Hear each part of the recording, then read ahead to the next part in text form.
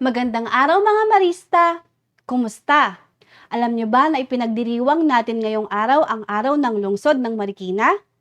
Ito ay alinsunod sa Republic Act No. 10788 na nagpapahayag na ang April 16 ng bawat taon ay isang espesyal na araw para sa Marikina, bilang paggunita ng pagkakatatag ng lungsod.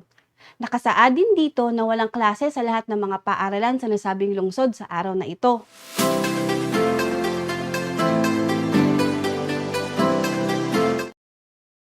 Mahilig ba kayo sa mga sapatos? Tiyak na magugustuhan ninyo ang kwento para sa episode na ito. Bilang pagdiriwang ng Araw ng Lungsod ng Marikina, na kilala rin bilang Shoe Capital ng Pilipinas, inyong mapakikinggan ang kwentong Sangdosenang Sapatos na isinulat ni Dr. Luis P. Gatmaytan at iginuhit ni Beth Barocha Doctolero. At para maging espesyal din ang episode na ito, kami ay nag-imbita ng espesyal na tao para ating maging tagapagkwento. Ang makakasama natin ay isang alumnus ng Marist School Marikina mula sa batch 1975. Siya ay kilala bilang doktor ng Marikina. Nahulaan niyo na ba kung sino siya? Tama! Siya ay walang iba kung hindi si Vice Mayor Dr. Marion S. Andres. Kaya ano pang hinihintay natin? Tayo nang makinig ng kwento at magpalawak ng ating kaisipan dito sa Kwentuhan at Iba Pa, kung saan may kwento ka na, may dagdag kaalaman pa.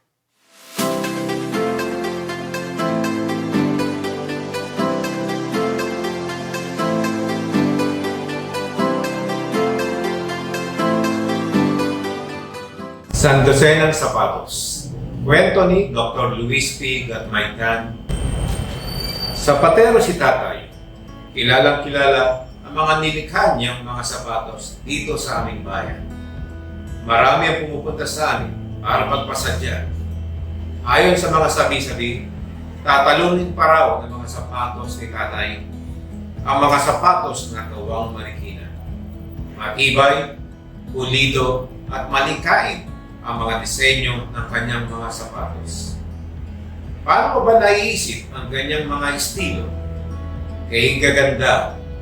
Siguro dinadalaw ka ng musa ng mga sapatos at suwelas para may magic ang iyong mga kamay. Sa lahat ng papuri at tipid, nangingiti lamang si tatay. Tahimik na tao si tatay, bihirang magsalita. Lumaki ako sa piling ng mga sapatos na gawa ni tatay. Madalas na kinaiingitan ako ng mga kalaro at kaklasiko. Buti raw at sapatero ang tatay ko. Lagi tuloy bago ang sapatos ko kapag pasukan, kapag Pasko, kapag birthday ko, o kung nakakatanggap ako ng honors sa klase. Ginagawan ako ng mga ekstrang sapatos ni tatay kapag may tira-tirang balat at tela. Buti ka pa, Karina. Laging bagong sapatos ko. Ako, laging nalang pamana ng ate ko. Sa akin nagpupunta lahat ng pinagliliitan niya, ibotok ng isang kaklase. Pero hindi lahat ng pangarap ni tatay ay natupad. Nagulat kaming lahat na makita ang bago kong kapatid. Wala itong paa. Ipinanganak na putol ang dalawang paa. Nakakarinig kami ng kung ano-anong chismis dahil sa kapansanan ng kapatid ko. Siguro raw ay binalak na ipalaglag ni nanay ang kapatid ko, kaya kulang-kulang ang parte ng katawan. Nilusaw raw ng mga mapinsalang gamot ang kanyang mga paa. Isinumpa raw ng mga diwata ng sapatos si tatay dahil mahal na itong sumingil sa mga pasadyang sapatos. O baka raw ipinaglihi si Susi sa manika. Nanay, bakit po ba walang paa si Susi? Nagkaroon kasi ako ng impeksyon, anak. Nahawa ako ng German measles habang pinagbubuntis ko pa lamang ang kapatid ko. At yun ang naging epekto. Malungkot na kwento ni nanay. Hindi na raw magiging ballet dancer ng kapatid ko. Malulungkot si tatay. Araw-araw, ganun ang naisip ko kapag nakikita ko na walang mga paa si Susie. Kaya pinilit ko si nanay na pag-aralin ako sa isang ballet school. Dati kasi ayaw kong mag-ballet. Pero, Mrs., bakit hindi nyo subukang i-enroll si Karina sa piano o sa painting o sa bandurria class? Hindi yata talaga para sa kanyang pagsasayaw. Sabi kay nanay ng teacher ko sa ballet, nalungkot ako. Hindi para sa akin, kundi para kay Tatay at Susie at sa mga pangarap na masyadong mahirap. Saksi ako sa kung paano minahal si Susie ni Tatay at nanay. Walang pwedeng manloko kay Bunso. Minsan, habang kami nagpipiknik sa parke, may isang mama na nakakita kay Susie. Tignan ninyo, pwedeng pang karnabal yung bata at tinuro ito si Susie. Biglang namula si Tatay sa narinig. Tumikong ang mga kamao. Noong ko lamang nakitang nagsalubong ang mga kilay ni Tatay. Anong problema mo, ha? Muntik na niyang suntukin ang lalaki. Mabuting napigilan niya siya ni nanay. Isang gabi, habang nakahiga kami sa kama, narinig kong kinakausap ni Tatay si Susie. Anak, hindi baling kulang ang mga paa mo. Mahal na mahal ka namin ng nanay mo. Alam naming espesyal ka sa mata ng Diyos. Mas mahalaga sa amin na lumaki kang mabuting tao at buo ang tiwala sa sarili.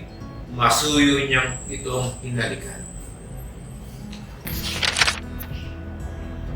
Hindi tumigil si Tatay sa paglikha ng sapatos para sa akin. Pero napansin ko, kapag sinusukatan niya ang paa ko, napapabuntong hininga siya. Pagkatapos ay titingin sa kuna. Sayang, Bunso, hindi mo maranasang isuot ang magagarang sapatos na gawa ni Tatay. Bulong ko kay Susie. Lumaki kami ni Susie na malapit ang loob sa isa't isa. Hindi naging hadlang ang kawalan niya ng paa para makapaglaro kami. Marami namang laro na hindi na nga kailangan ng paa. Lagi niya akong tinatalo sa sungka, jackstone, scrabble, at pitik bulag. Ako ang tagapagtanggol niya kapag may nanunukso sa kanya. Ako ang tagatulak ng wheelchair niya. Ako ang ate na alalay. Yung ko natuklasan na marami kaming pagkakatulad. Parehong mas magaling ang mga kamay kaysa aming mga paa. Ako sa pagpipinta, siya sa pagsusulat ng mga kwento. Oo nga pala, si Tatay, kamay rin ang magaling sa kanya. Minsan ginising ako ni Susie. Sabi niya, nananaginip siya ng isang pambihirang sapatos. Napakaganda raw nito sa kanyang mga paa. May paa siya sa panaginip? Gulat na tanong ko sa aking sarili. Maniwala ka, ate, kay ganda ng sapatos sa panaginip ko. Kulay dilaw na charol na may dekorasyong sunflower sa harap. Magbe-birthday siya noon at napansin ko tuwing nalalapit ng kanyang karawan, nananaginip siya ng mga sapatos. Ate, nananaginip na naman ako ng sapatos. Kulay pula ito na velvet at may malaking buckle sa tagiliran. Binanggit din niya sa akin ang sapatos na kulay asul na bukas ang dulo at litaw ang mga daliri ng paa niya. Ang sapatos na puti na may konting tako at may ribbon na pula. Ang sapatos na yari sa maong na may bordang buwan at mga bituin. Ang sandalyas na parang lambat at kulay lilo. Ang kulay lilang sapatos na may nakadikit na bilog na kristal sa harap. Manghang-mangha ako sa kung paanong natatandaan niya maski ang pinakamaliit na detalye ng mga sapatos. Ang disenyong bulaklak, ribbon, butones, sequins, beads, o buckle. Inaangkin niya mga sapatos na yun. Ate, paglaki ko, susulat ako ng mga kwento tungkol sa mga sapatos na napapanikihip ako. Ikaw ang mag-drawing, ha? Paglipas pa ng ilang panahon, namahinga na si tatay sa paggawa ng mga sapatos. Gumagawa na lamang siya ng sapatos para sa mga suking hindi matanggihan. Yung nagdaon siya ng karawan, nireguluhan ko siya ng isa kong painting na may nakapintang isang pares na maugat na kamay na lumilikha ng sapatos. Binigyan namin siya ni Susie ng isang music box na may sumasayaw na ballet dancer. Pinasayahan ninyo ang tatay nyo, sabi ni nanay. Pagkatapos nyon, naging sakitin na si tatay. 12 taon si Susie nang pumanaw si tatay. Isang araw, hindi sinasagay na pag-uwi ako sa bodega. Naghahalongkat ako ng mga lumang sapatos na pwedeng pamigay sa mga bata sa bahay at punan. Sa paghahalugho, nabuksan ko isang kahong mukhang matagal na hindi nagagalaw. Naglalaman ito ng maliit na kahon. Mga kahon ng sapatos na maiingat at nakasalansan. Para kanina mga sapatos? May in-order ba na hindi na i-deliver? Tanong ko sa aking sarili. Pero nang masdang ko ang mga pares na sapatos na yun, nagulat ako. Taglay ng mga sapatos ang pinakamahusay na disenyo ni tatay. Iba-iba ang sukat ng mga ito. May sapatos na pang baby, may sapatos na pang binyag, may pamasyal, may pampasok sa eskwelahan, may pansimba, may sapatos na pangdalagitan. Lalo akong nagulat nang mabasa ang kanyang dedication sa nakasabit na papel. Para sa pinakamamahal kong Susie, alay sa kanyang unang karawan. Iniisa ko ang mga kahon. Lahat ng sapatos na naindon ay para kay Susie. Di yata't iginagawa ni tatay si Susie ng mga sapatos. Para kay Susie, lugod ng aking buhay sa pagsapit niya ng ika-7 kaarawan. Taon-taon, hindi pumapalya si tatay sa paglikha ng sapatos sa tuwing magdaraos ng kaarawan si Susie. Isang dosenang sapatos, lahat-lahat. Handog sa mahal kong bunso sa kanyang ika-12 kaarawan. Napapaiyak ako nang makita ko ang mga sapatos. Hindi ko akalain ganong kalalim magmahal si tatay. Binitbit ko ang sandosenang sapatos at pinakita ko kay nanay at Susie. Hindi ko alam na may ginawa siyang sapatos para sa iyo, Susie. Namuo ang luha sa mga mata ni nanay. Inilihim niya sa akin ang mga sapatos. Ate, ito ang mga sapatos na napapanikinipan ko. Hindi makapaniwalag, sabi ni Susie, habang isa-isang hinahaplos ang mga sapatos. Ha? Yung ko lang naaalala ang mga sapatos na kinukwento ni Susie. Dilaw na charon na may dekorasyong sunflower sa harap. Kulay pulang velvet na may malaking bucket sa tagiliran. Asul na sapatos na bukas ang dulo at litaw ang mga daliri. Kulay puti ang mga kaunting tapong at may ribbon na pula. Sapatos na yari sa maong na may bordang buwan at mga bituin. Sandalyas na parang lambat, kulay lilang sapatos na may nakadikit na bilog na kristal sa harap. Naisip ko, tinawid kaya sa pag-ibig ni tatay ang mga panaginip ni Susie para maipasuot sa kanya ang mga sapatos? Hindi ko tiyak. Ang tiyak ko lang, hindi perpekto ang buhay na ito. Gaya ng hindi perpekto ang pagkakalikha sa kapatid ko. Pero may mga perpektong sandali. Gaya ng mga sandaling nilikha ni tatay ang mga pinakamagagarang sapatos para kay Susie.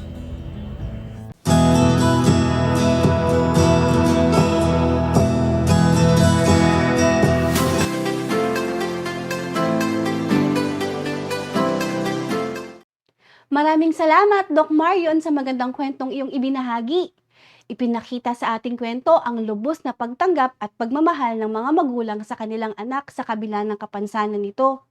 Ipinakita rin sa kwento na hindi hadlang ang pagkakaroon ng kapansanan upang maging produktibo.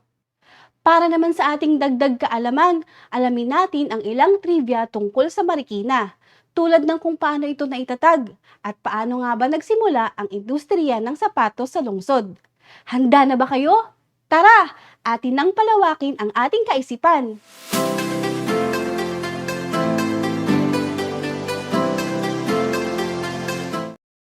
Ang Marikina ay itinatag 374 na taon na ang nakararaan nang dumating ang mga Heswita noong 1630. Tinawag nila ang lugar na Jesus de la Peña o Jesus ng mga bato. Pinangalanan nila ang lugar na Marikina at noong 1687 ay nagtayo sila ng isang parokya dito. Noong 1901, opisyal na naging pangalan ng bayan ang Marikina sa pangunguna ng unang komisyoner ng Pilipinas, si Trinidad Pardo de Tavera. Ito ay bilang pagkilala kay Kapitan Berenguer de Marikina na namuno sa bayan noong 1788. Ang letrang Q sa pangalang Marikina ay pinalitan niya rin ng letrang K. Kaya ang naging opisyal na pangalan ng lugar ay Marikina. Noong 1975, naging bahagi ng Metro Manila ang lungsod sa bisa ng Presidential Decree No. 824.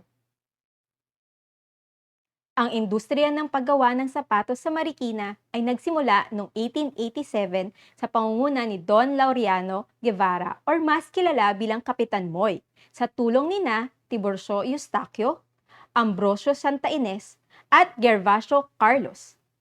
Sa pamamagitan ng isang pares ng sapatos na kanyang binili, pinag-aralan niya at ng kanyang mga tauhan ang wastong pamamaraan ng paggawa ng sapatos. Ang kanyang mga natutunan ay itinuro niya sa ibang mga Marikenyo. Simula noon ay naging alternatibong pagkukunan ng kabuhayan ng mga tiga-Marikina ang paggawa ng sapatos. Si Kapitan Moy naman ay nakilala bilang ama ng industriya ng sapatos.